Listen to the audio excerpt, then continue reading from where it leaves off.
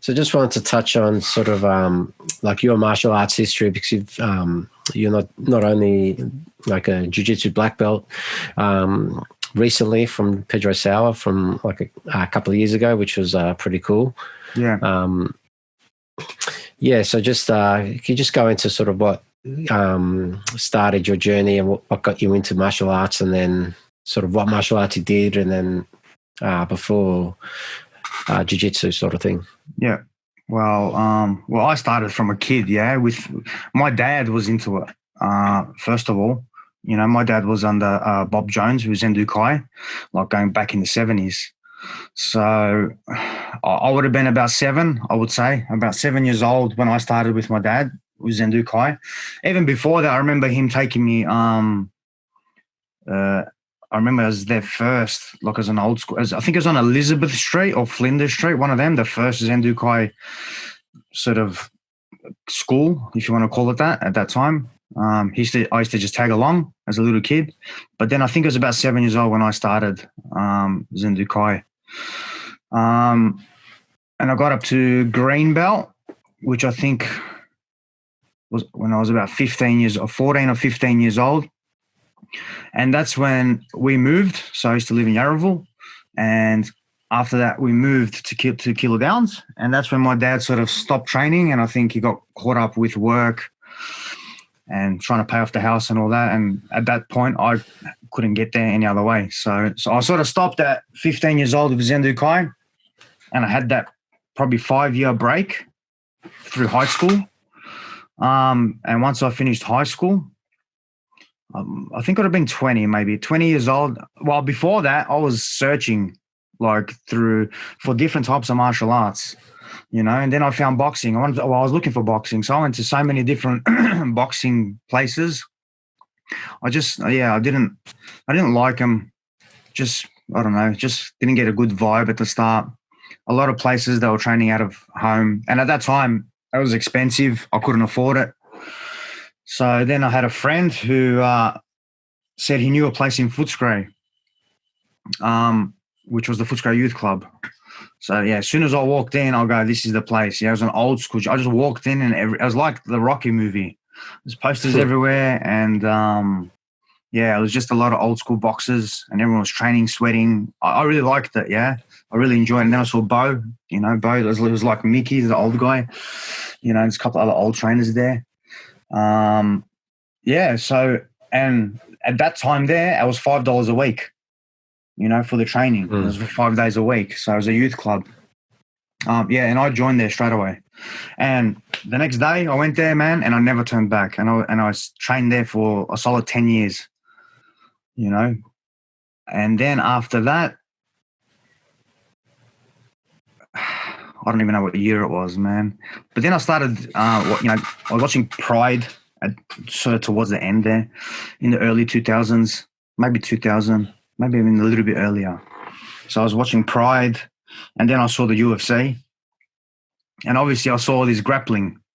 And I'm like, man, I want to find something that's complete, that's a mixed martial art, But when I was doing Zen Kai, even then, Zen Kai, I would call it was a freestyle karate, so it involved a bit of grappling, arm locks and stuff like that. So there's chokes and stuff. There's more striking though.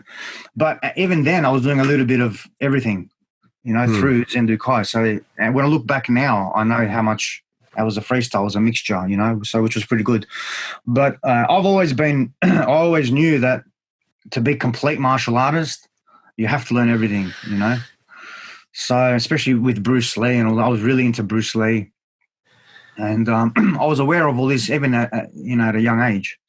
So I started searching. I would have been early 2000s. Started searching while I was boxing. I was looking for other places. So I went to so many different styles, Burmese boxing, and I tried to find all these schools that were claiming that they were mixed, they were complete, And I knew about jiu-jitsu, but I go, I don't want to do jiu-jitsu. I don't want to grapple on the ground. It's funnily, I didn't want to do jiu-jitsu then, So I searched for everything and tried everything but jiu-jitsu. Yeah. And then I said, man, I did a bit of wrestling because at the youth club, we had one youth club. There was a wall in the middle. and we had boxing one side, little door, and that was wrestling on the other side. So it was an old school combination of boxing and wrestling together. So I just dabbled a little bit, not a lot then. I was more into my boxing. And then I just happened to find a place driving past. It was in Yarraville, and I read a sign, Brazilian Jiu-Jitsu. And I'm like, man, I should just give it a go and just see how it is, man. That's where it is, you know. That's with the gi and all this stuff. So I tried it, yeah. And from the day I tried it, I go, man, this is it, yeah. Because I got my ass handed to me, you know. And I was a very athletic, very fit person, you know, back then. So, and I knew a little bit of wrestling. So even that was sort of the first time I tried it, even he asked me, have you done any jiu-jitsu before? I said, nah. But I sort of knew already how to move my body a little bit with the wrestling. So, yeah, they were impressed. But, and after that, I just started, and then I never looked back after that with jiu-jitsu. So then I was doing boxing and jiu-jitsu. Yeah. And then I still wanted more. Yeah. I remember the annual Yellow Pages delivery, going through the martial arts section and like saying that, oh, look at this one, look at this place. Trying to find a good, like you said, mixed martial arts, sort of the Bruce Lee. Yeah, you know. We look at the cool Jeet Kune Do ads and karate. And it's like, you know. Then the UFC came. There was so many different styles I tried, and I drove everywhere, and I sort of got upset because I'm like, I can't find what I'm looking for. You know, it's just, there's nothing there. It's not, nothing, it didn't attract me, you know, and a lot of it didn't seem realistic to me, you know, when I tried it. And then I started dabbling in separate styles, you know, which I was already doing with boxing and jiu-jitsu. You know, then I went to, I did some Wing Chun, you know, I did some Muay Thai, and I sort of stuck with those kind of styles because I knew they were more realistic, you know. And then there was the weaponry part, which was the Kali, the Filipino martial arts, you know. So over the years, I realized that you'll never find a style, a place or a club or something that is a mix. Apart from now there's a different combination. Yeah, now it's all evolved, you know. But even now, still the way I train with jiu-jitsu, you know, I'm very more self-defense orientated, you know, and I incorporate striking, I incorporate weaponry, knives and stuff like that because of all the separate styles that I've trained. So I'm sort of, you know, I'm highly knowledgeable in separate arts. You know, which has sort of led me to my school, you know, and that's how I've sort of progressed over the years, you know, with mixed martial arts, you know, what people call it now, you know, and it's kind of sad because when you say mixed martial arts, people automatically think of the cage, you know, or of the cage fighting.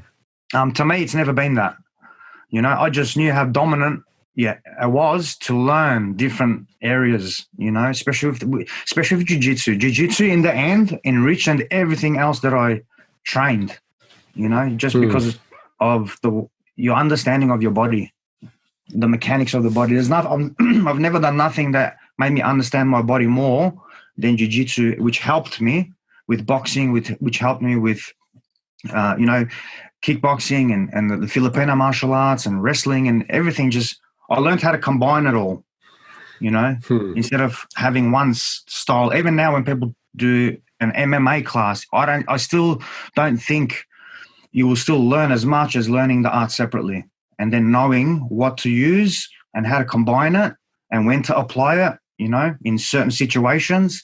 So that's the way I sort of put it to practice, you know, with myself, you know. So... yeah, hopefully that makes sense. Yeah. For people. Yeah, no, that's pretty cool.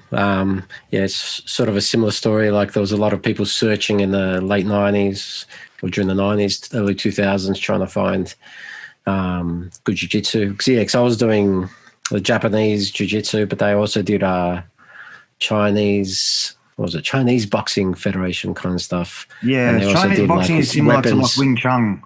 Yeah, so it was like Wing Chun, Jiu-Jitsu, and they also did like weapons and stuff. So it was, Yeah, it was Yeah, it was interesting. the way I see it is like, nothing against all like other arts, but if I want to learn how to defend against weapons, I'm not going to go do boxing or I'm not going to go do jiu-jitsu. Me personally, I'm going to go to a style that is purely on weaponry, because then I know how to defend them. I know how to be one. I know how to use one. So then I know how to defend it. It's like jiu-jitsu. How do you beat a jiu-jitsu guy? Learn jiu-jitsu, because you know how they move. You know all their moves. You know all their attacks, and you know the defenses to it.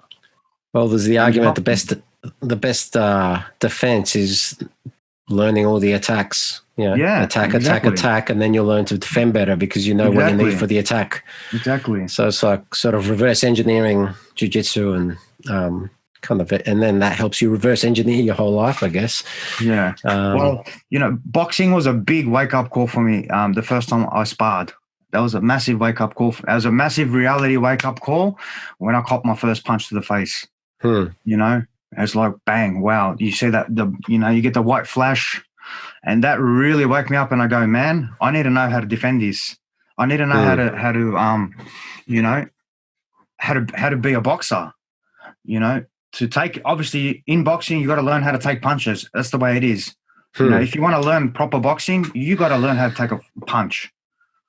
You know what I mean? You condition yourself as you train to do it. But yeah, it's kind of different to say, yeah, I know how to fight. But if you've never copped a punch, it changes everything. It changes everything. Changes the whole dynamics, your mechanics, everything goes out the window once you cop that shock. You go back into your muscle memory, don't you? Yeah. So whatever you train, your body's just doing that, and you're not even aware in there. Yeah, that's like Mike Tyson says, everyone's got a plan until they get punched in the face. A punch changes everything. And that was my big wake up call with boxing, and that's what I actually fell in love with it more.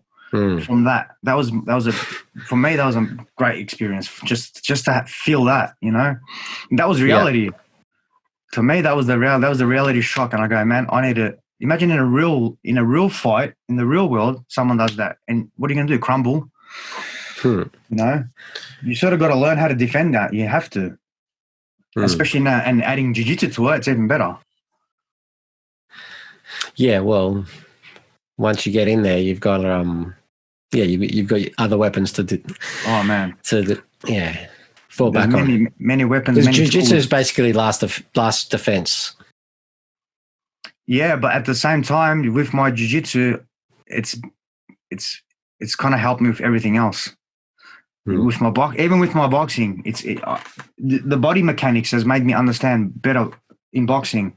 The body mechanics of jiu-jitsu, man, because it's so precise.